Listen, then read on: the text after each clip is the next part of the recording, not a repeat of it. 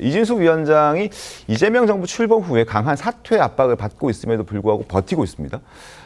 그래서 거취를 두고 어제 또 강하게 민주당과 이진숙 방통위원장이 붙었습니다. 영상 보시죠. 이진숙 위원장 하면 빵이 떠오릅니다. 법카로 빵을 얼마나 사 드셨으면. 제가 먹지 않았습니다. 진짜 저 태도는 어떻게 해야 고쳐집니까? 작전인가요? 뭐 습관인가요?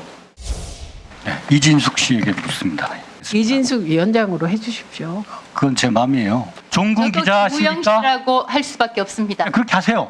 김우영 씨는 윤미향 씨 사면에 대해서 중단하세요. 말씀하신 적 있습니까? 태우세요. 당신은 나한테 질문할 자격이 없습니다. 답변하셔야지. 정말 이 국회의원과 어떻게 저런 얘기들을 저렇게 가볍게 할 수 있을까요? 참 좀 국민이 보기 부끄럽지 않을까요? 저런 얘기들을 저렇게 하는 게. 그렇죠. 저 자리는 공직자로 있는 겁니다. 그러니까요. 개인으로 있는 게 아니에요. 개인의 감정을 쏟아내기 위해서 있는 것이 아닙니다.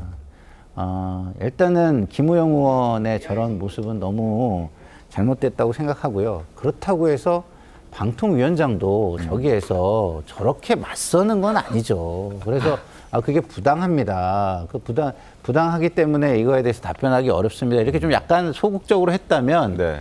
지면서 이기는 모습이 됐을 거예요. 누가 김우영 의원의 저런 모습을 잘했다고 국민들이 박수를 쳐주겠습니까? 어느 누구도 박수를 치지 않습니다. 공직자로서 정말 부족하고 부적절한 사람이다라고 이야기를 했을 겁니다. 근데 맞서서 싸우니까 양쪽 다 비판할 수밖에 없는 상황이 돼버린 거예요. 그래서 뭐 국민들에게 정말 좋은 본보기를 보여야 할 사람들이 정말 창피한 모습들을 보이고 있고, 이것이 국가의 수준 이런 거를 엄청나게 떨어뜨리는 것 아닌가 이런 생각이 듭니다.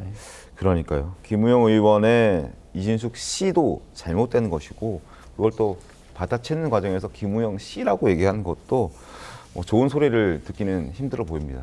자, 민주당의 총공세 이진숙 위원장도 맞섰습니다. 자, 더 센 카드로 맞받아치는 모습이 연출이 됐는데 어떤 영상인지 직접 확인해 보시죠.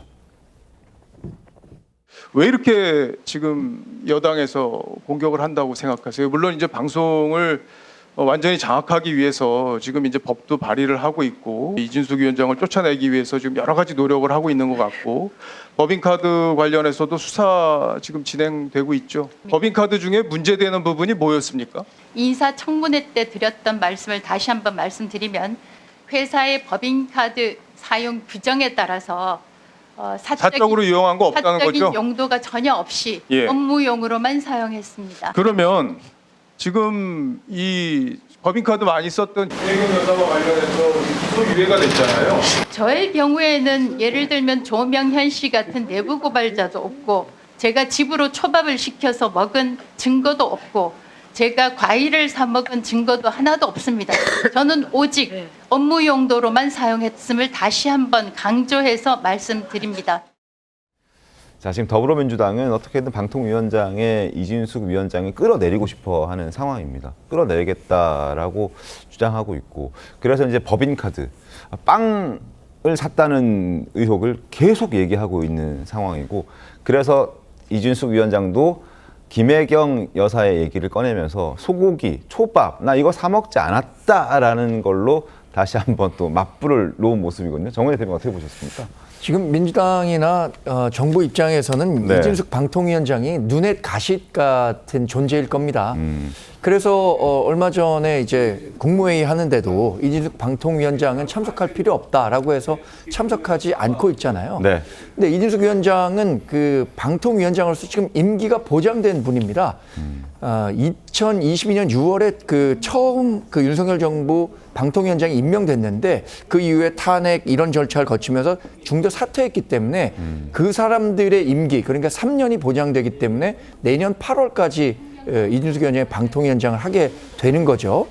이 법적으로 보장돼 있기 때문에 네. 민주당이나 대통령실은 중도에 바꾸고 싶은 거예요. 그래서 지금 이른바 시청각 미디어 통신위원회라는 방송통신위원회를 대체하는 조직을 만들어서 네. 이 조직이 새로 생기게 되면 적법한 절차에서 이준숙 위원장을 바꿀 수 있을 것이다라고 생각하는 것 같은데 네. 저는 그 윤석열 정부 처음 출범했을 때 지금 그 국회의원을 하고 있는 전현희 국민권익위원장 사례를 한번 민주당이나 정부나 살펴볼 필요가 있다고 생각합니다. 네. 당시에 그 전현희 위원장이 뭐라고 했냐면 공직자 임기는 법률대로 보장돼야 한다. 네. 역할 성실히 수행하겠다라고 했고 실제 본인의 임기를 다 채우고 나서야 그만뒀습니다. 근데 그런 3년 전에 선례가 있는데 지금 이준숙 위원장에 대해서 이렇게 그 과도한 정치 공세를 일삼는 것은 그때의 모습과는 너무 다른 모습이어서 또 다른 내로남불 프레임을 민주당 스스로 자초하고 있는 것은 아닌가라는 생각도 하게 되죠. 알겠습니다. 그래서 이렇게 지금 정권이 바뀌었는데도 임기가 보장되어 있는 기관장, 공공기관장들의 어떤 인사권을 좌지우지하기 위해서 지금 법으로 알박기 인사 차단 법안이라는 것을 더불어민주당이 발의를 해놨습니다. 근데 이걸 논의하지 않고 곧장 패스트트랙에 태우겠다라는 주장도 나와서 이 또한 논란이 되고 있습니다. 뭔가 여야 합의를 거치지 않고 안 해줄 것 같으니까 그냥 바로 패스트트랙 태워서 그냥 일사천리로 진행시켜버리겠다라는 계획을 더불어민주당이 세우고 있는 것 같은데 이것 또한 절차적으로 문제가 있는 것 아닌가요? 어떻게 봐야 됩니까? 절차적인 문제는 뭐 형식 논리이기 때문에 네. 뭐 큰 문제는 없을 것 같습니다만은 내용 면에서 보면 정말 큰 문제가 있죠. 어떤 문제를 해결하기 위해 법을 그때그때 바꾼다. 그럼 법의 안정성이라는 건 사라지는 겁니다. 네. 근데 법은요, 안정성이 가장 중요한 가치예요. 근데 사람 하나 바꾸기 위해서 법을 바꾼다. 만약에 이런 것들이 네. 한번 실행이 된다면 역사 속에서 나쁜 선례는요, 너무 쉽게 반복됩니다. 네. 그렇잖아요. 자신들의 이익을 위한 거기 때문에 핑계를 찾아서 하는 것이 나쁜 선례입니다. 네. 그러면 앞으로 이런 비슷한 일이 있을 때 정권이 바뀌면 이걸 선례 삼아가지고 법을 바꿔서 본인들의 일을 하려고 할 거 아니겠습니까? 그러면 행정이라는 것은 입법에 의해서 침해를 당하고 상권 분립이라는 민주주의의 대원칙은 무너지기 마련입니다. 그렇기 네. 때문에 그 단초를 민주당이 열어서는 안 된다라는 말씀을 드리고 싶고요. 그렇지만 이준숙 위원장도요. 이게 행정 수반, 대통령을 행정 수반이라고 부릅니다. 그리고 행정 수반이라는 건 행정의 최종 책임을 국민이 맡겼고 그 책임을 나중에 묻겠다. 선거를 통해서 묻겠다라고 하는 거예요. 아무리 방통위가 독립성이 중요한 거라지만 그 독립성과 중립성도 행정 수반에 의해서 얼마나 진정성 있게 지켜지려는 노력이 이루어졌느냐라는 걸 국민이 평가하게 하는 게 옳은 겁니다. 그래서 저는 행정에 속하는 부분은 그렇게 스스로 물러나 주는 것이 아름다운 관행이 아닌가 이런 생각이 들고요. 전현희 위원장도 저는 잘했다고 생각하지 않고 그때도 저는 똑같은 논리로 이건 행정에 속하는 것이기 때문에 전현희 위원장이 물러나 주는 것이 아름다운 관행을 만드는 좋은 관행을 만드는 길이다라고 비판을 했던 것으로 기억합니다. 알겠습니다. 저도 그래서 김성희 평론가 말씀하신 거에 굉장히 동감합니다. 미국도 이 스포일드 시스템이라고 해서 엽관제라고 합니다. 대통령제 국가에서는 대통령이 임명할 수 있는 사람과 대통령 임기를 맞추는 게 사실 가장 합리적인 방법입니다. 그런데 지금까지 우리가 제도가 그렇게 완성되지 못했었던 거죠.